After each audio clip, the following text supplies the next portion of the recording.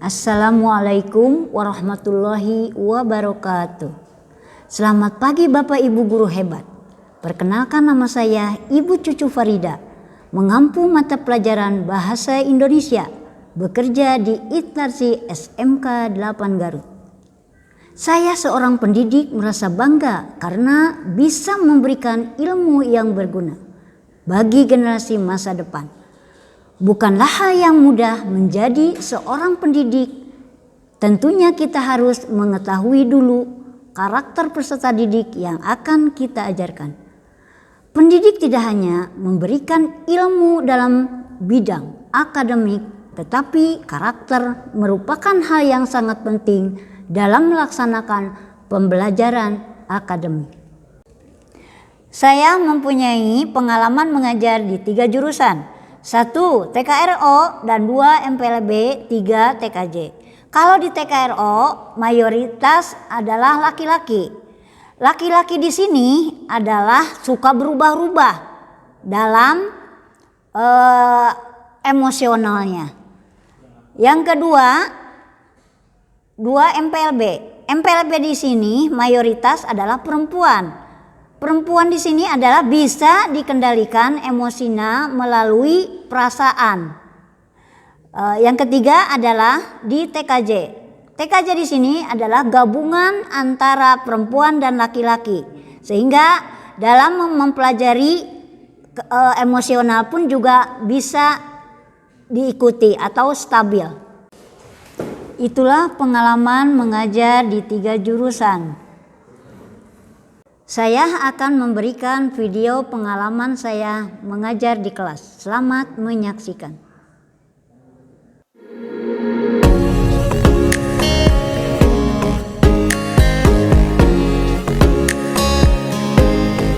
Siap berdiri. Beri salam. Assalamualaikum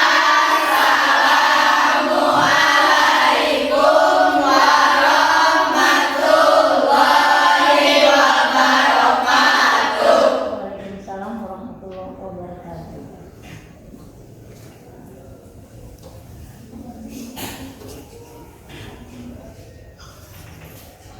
Duduk kembali.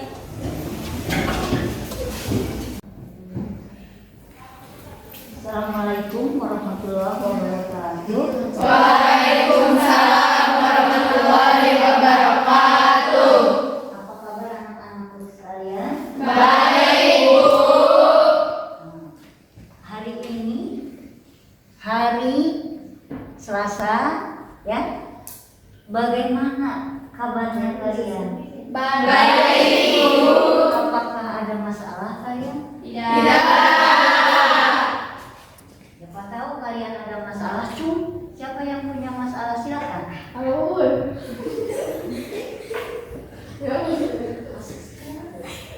Ada tidak? Tidak ada masalah, ya. Nah, sekarang siapa yang tidak masuk hari ini? Kenapa? Sedang mengikuti? Berarti semuanya kalian adalah hadir semua, ya? Baiklah, terima kasih. Nah, hari ini Ibu yang hadir di sini akan mengabsen dulu, ya. Aulia Hadir. apa hari ini? Hadir.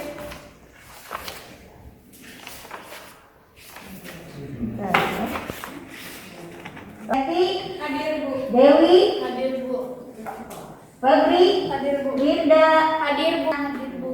Reca, Hadir, Bu. Yolanda, Hadir. Sela, Nanda, Hadir, Bu. Firna, Sela, Daya, Lepa.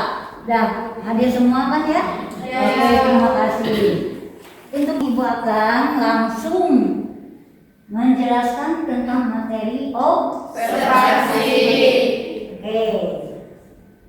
Mohon diperhatikan ke depan, ya. Iya. Oke. Nah, di sini kalian tahu mungkin, ya, tentang observasi. Observasi di sini banyak, ya. Di antaranya mengobservasi tentang apa? Di sini struktur teks laporan observasi terbagi menjadi beberapa, Kak? Kemarin udah diinginkan? Pertama, Pernyataan umum. ya. Kedua, Deskripsi bagian. ya. Ketiga, Deskripsi manfaat. udah paham ya. Dilihat dari mengerjakan observasi, kalian bisa dengan menggunakan kata apa namanya? Frasa dan verba nomina. Kata benda nomina di sini adalah kata yang mengacu kepada sesuatu benda atau apa? Benda berfungsi sebagai objek pelengkap dan keterangan. Seperti di sini ada ikan paus, ya, ikan paus, terus, bentar, ikan paus Taman Nasional lalu Teluk Cendrawasih. Nah itu kata benda. Mengapa dikatakan kata benda? Karena kenapa nak? Ada objek. Yang kedua adalah frasa benda atau frasa nomina. Dalam frasa nomina dan frasa benda diartikan sebagai frasa yang didistribusikan sama dengan kata benda atau unsur pusat frasa benda, yaitu kata benda. Yang dikatakan kata benda, contohnya di sini ada contoh kalimat Dita menerima hadiah ulang tahun. Ya, Dita menerima hadiah ulang tahun. Coba kata bendanya mana di sini? Hadiah. Hadiah ulang tahun. Mengapa dikatakan hadiah? Karena kata benda. Ya, itu. Terus frasa verba, ya, adalah jenis frasa yang mempunyai inti kata kerja dalam unsur pembentuknya. Atau berikut merupakan beberapa contoh frasa verba selengkapnya. Di sini ada contoh. Sedang makan, akan tidur, lagi mandi. Nah, yang dikatakan verba tadi apa? Mengapa dikatakan sedang? Karena sedang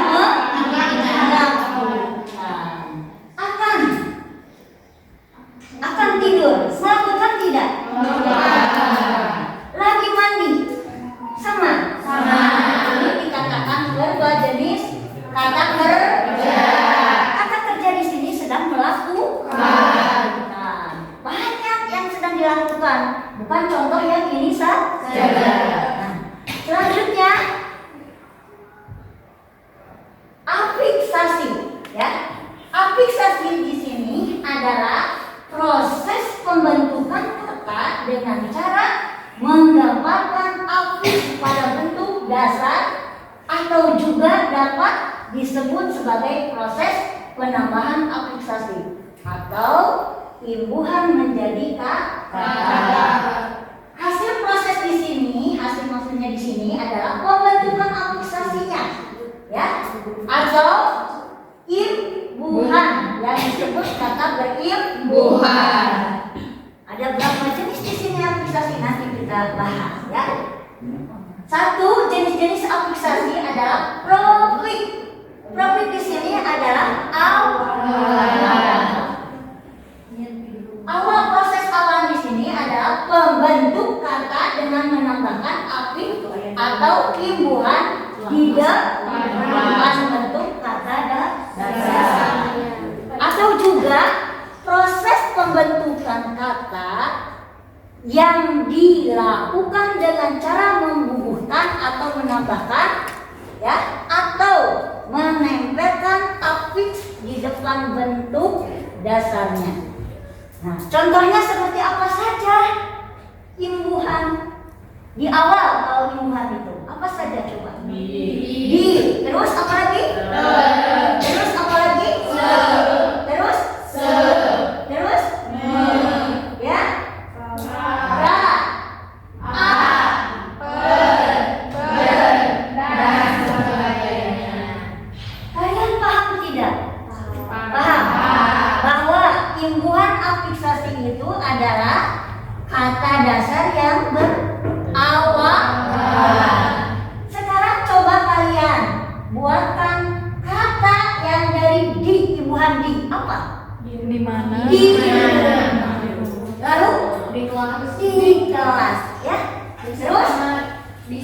Di sana. Sekarang contohkan terjadi, pokoknya yang awalannya mempunyai ditambah dengan kata dasar. Paham? Oke. Kalau pra, coba siapa yang bisa? Ayo. Pramuni, prasangka, terus apa lagi? Praktek bisa tidak? Kata dasar itu praktek, ya. Kata dasar yang asli. Pra. Sekarang dari per. Coba buat dari kata per. Pernyataan. Awal kata dasarnya nyata. Ber. Apa? Berdiri. Awalannya apa? Ber. Ditambah kata dasar jadi berdiri.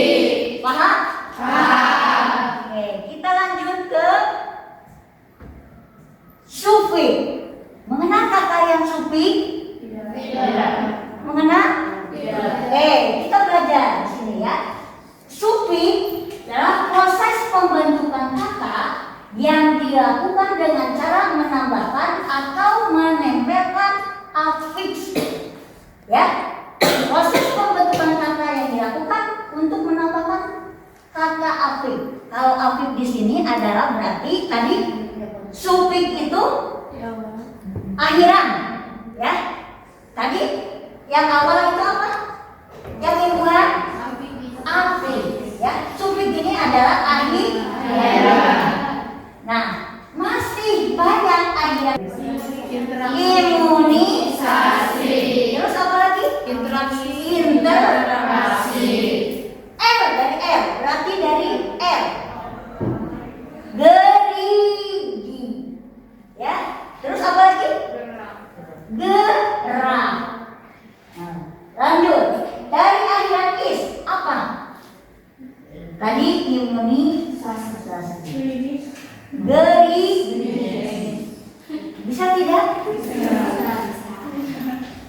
Nah, sekarang dari ini yang lainnya, ya. Akhiran asing tersebut disebut sufi. Mengapa dikatakan sufi? Karena mempunyai serapan dari bahasa lain. Ada yang ditanyakan? Tidak. Paham? Nah, yang ketiga adalah konflik. Konflik di sini adalah afiks gabungan yang terbentuk atas prefix dan sufiks, ya, yang berfungsi mendukung makna tertentu. Karena mendukung dianggap sebagai prefix atau sufiks yang masing-masing berdiri sendiri, tetapi dianggap sebagai satu kesatuan bentuk yang tidak terpisahkan. Nah, sekarang contoh dari gabungan tadi konflik ini, contohnya seperti apa? Gabungan dari tadi awal, afiksasi, sufi, dan konflik. Jadi dari awal dan gabungan akhir kalian disatukan. Contohnya kalimat begini kan, ya. Ini kalimat definisi dan kalimat deskripsi. Ya, mungkin nanti kalian pelajari lagi kalau kalian tahu, ya. Nah, sekarang yang ketiga, kalimat definisi dan kalimat deskripsi. Apa yang dimaksud dengan kalimat definisi?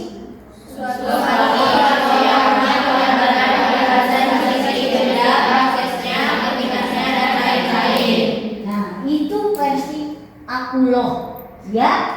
Tetapi intinya memang demikian. Contohnya kalimat definisi di sini ada. Fotosintesis adalah cara tumbuh mendapatkan makanan dan energi.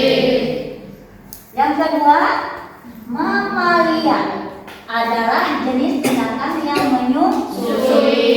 Yang ketiga, internet adalah jaringan komunikasi yang saling terhubung di seluruh dunia. Berarti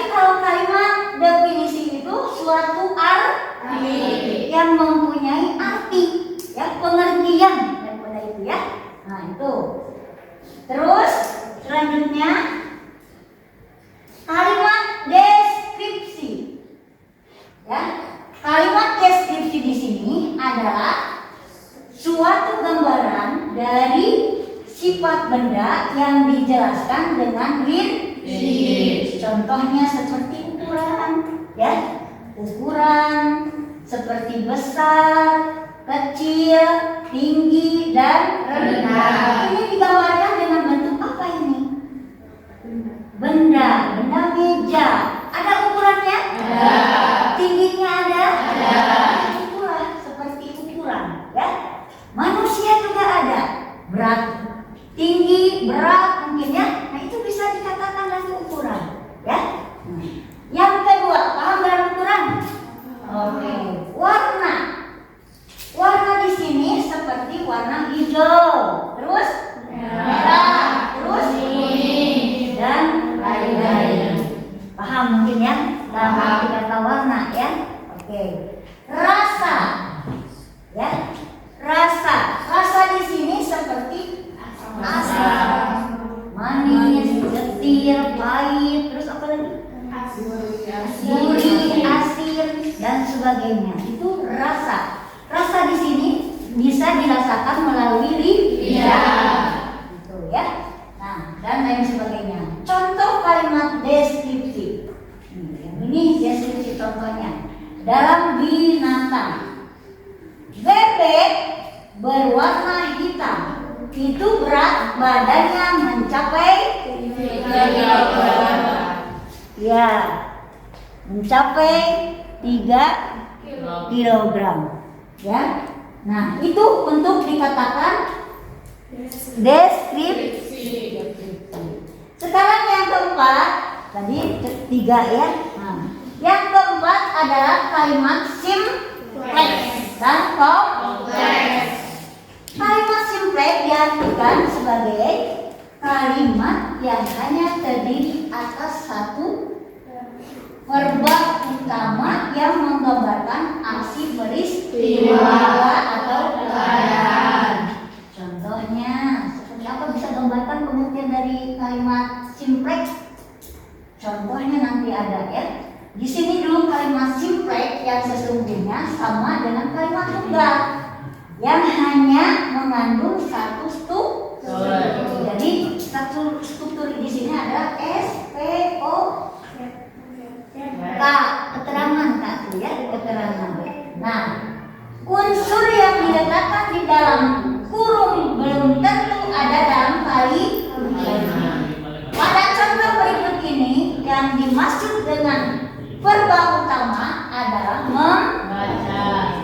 membaca. Nah, contohnya membaca. Membaca apa? Kan harus ada SPO. Jadi membaca di sini adalah keterangan, ya. Seseorang misalkan Ani sedang membaca buku. Di sini perlu diketerangan buku apa yang dibacanya, ya. Harus mengikuti keterangan pelaku, ya. Itu. Lalu contoh kalimat simpleksnya di sini ada tumbuhan tidak dapat bergerak dari satu tempat ke tempat lain. Nah, contohnya coba SPOK apa ini? Tumbuh-tumbuhan apa? Oh, tidak dapat bergerak. Coba tumbuh-tumbuhan berarti apa yang akan diinginkan dari satu tempat ke tempat lain? Subjek, bergerak, predikat, suatu tempat, keterangan. Yang kedua, tumbuh-tumbuhan tidak dapat menghasilkan makanan sendiri. Nah ini kalimat yang jadi simpleks itu simpel, ya, itu ya simpleks di sini. Lanjut, kalimat kompleks, ya. Kalimat kompleks di sini adalah kalimat yang terdiri atas lebih dari satu aksi atau peristiwa atau keadaan sehingga mempunyai lebih dari satu verba utama dalam lebih dari satu struktur. Nah, struktur yang satu dan struktur yang lain biasanya dihubungkan oleh konjungsi, tetapi sering pula hubungan itu hanya dihubungkan oleh tanda koma atau tanda titik, ya. Bahkan tidak ditunjukkan oleh tanda baca apapun. Kalimat kompleks dibagi menjadi dua jenis, yaitu kalimat kompleks apa? Dan kalimat kompleks tapi. Di sini ada kalimat yang dikatakan kalimat yang termasuk ke dalam dua jenis kalimat ini, ya. Benda di dunia dapat dikelompokkan atas persamaan dan perbedaan. Nah, dia termasuk ke dalam kalimat apa? Kompleks platatif atau kompleks hipotetik? Coba, ada yang tahu? Di sini ada kompleks ini kalimat yang terdiri atas lebih dari satu aksi. Di sini benda dikelompokkan. Benda ini kan bisa banyak, ya. Dikelompokkan menjadi satu bisa. Itu termasuk kompleks apa? Platatif atau kalimat hipotetik? Coba, ada yang tahu? Karena di sini ada kalimat yang terdiri atas lebih dari satu aksi atau peristiwa. Dilihat dari konteks pengertian yang kompleks ini, ya. Paham? Oke, lanjut aku. Semua benda di dunia ini dapat diklasifikasikan menjadi dua, yaitu benda hidup dan mati. Oke, kalau benda hidup seperti apa? Manusia. Terus Tumbuhan. hewan, manusia. Kalau benda mati banyak tergolongnya, ya. Nah, benda mati di sini adalah seperti terus bangunan, ya. Nah, itu yang tidak bisa bergerak, itu bisa dikatakan benda mati. Lanjut. Nah, sekarang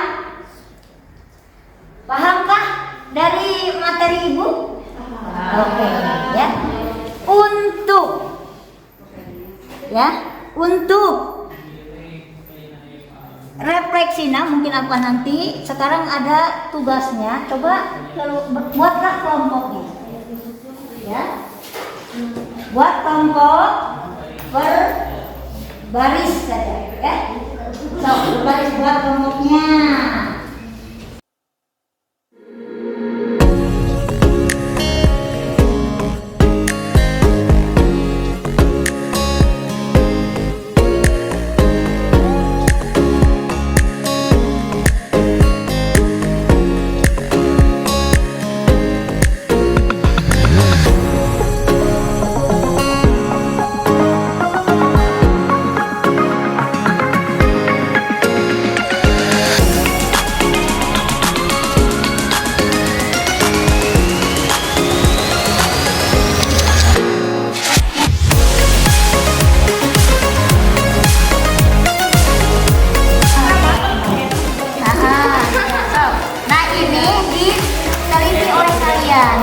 Ya, sesuai dengan tugas yang kalian ibu tadi jelaskan.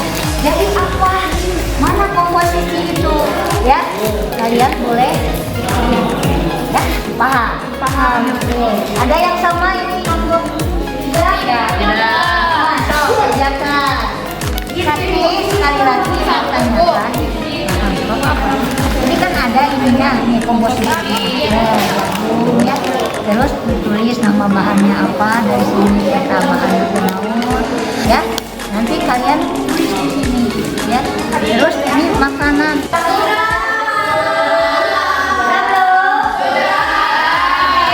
Ibu tunjukkan kepada kelompok yang pertama. Silakan ke depan semua. Tapi untuk minyak perkenalannya yang jelas suaranya. Silakan.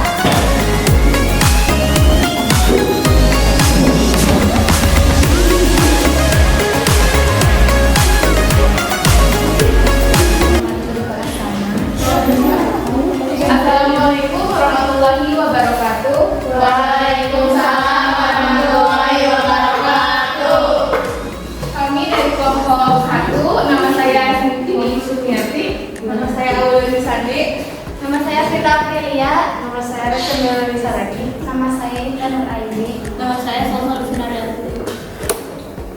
akan mempresentasikan tentang bahan-bahan makanan yang dari teks observasi. Nama bahan makanan go potato, komposisi tepung terigu, kentang segar, minyak nabati, gula, perisa kentang, susu bubuk, garam, penguat rasa. Manfaat kentang adalah kaya akan nutrisi, membantu meningkatkan jaringan tubuh. Kentang adalah jenis umbi-umbian. Kerugian jika dimakan berlebih akan meningkatkan resiko kadar kolesterol. Keterangan layak dikonsumsi jika tidak berlebihan. Sekian presentasi dari kelompok 1. Wassalamualaikum warahmatullahi wabarakatuh. Jika ada yang bertanya silakan. Silakan, ada yang mau bertanya? Warahmatullahi wabarakatuh.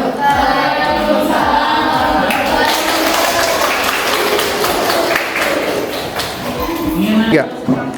Assalamualaikum warahmatullahi wabarakatuh. Waalaikumsalam warahmatullahi wabarakatuh. Kami dari kelompok 3 akan mempresentasikan bahan makanan.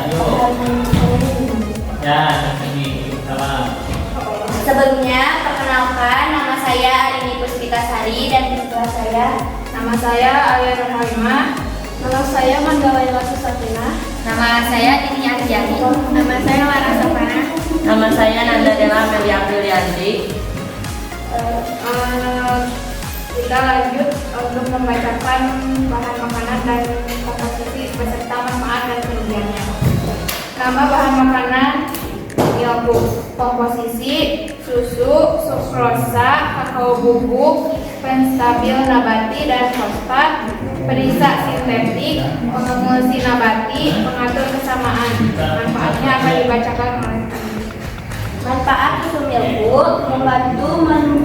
membantu pembentukan dan mempertahankan kepadatan tulang dan gigi. Kerugian, kalau terlalu banyak mengonsumsi susu maka akan terkena penyakit obesitas dan lain-lain. Keterangan, minuman ini layak untuk dikonsumsi. Sekian, terima kasih. Apakah ada yang mau ditanyakan tentang manfaat dan kerugian? Silakan. Silakan, ada yang bertanya?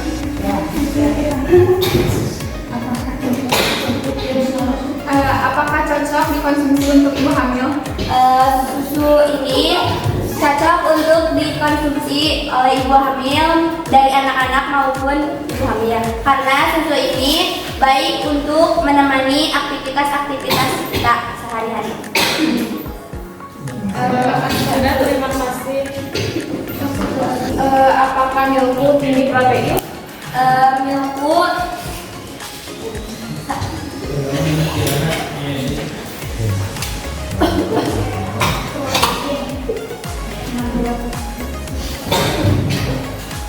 Pertanyaannya bisa diulang. Apakah susu milku mengandung protein yang tinggi? Kalau yang kita tadi udah observasi dalam susu tersebut mengandung protein yang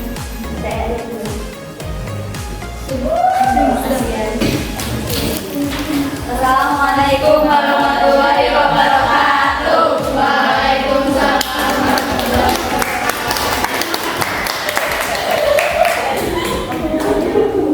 Saya sudah mempresentasikan tentang teks hasil observasi yang kalian bawa yang ditugaskan oleh ibu.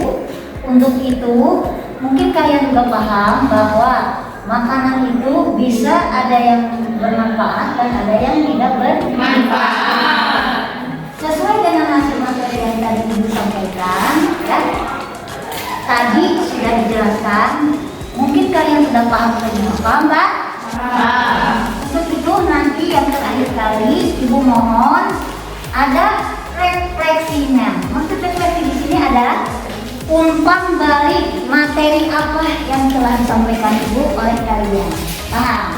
Oke, mungkin itulah penyampaian dari ibu. Cukupkan sekian. Assalamualaikum warahmatullahi wabarakatuh. Waalaikumsalam warahmatullahi wabarakatuh.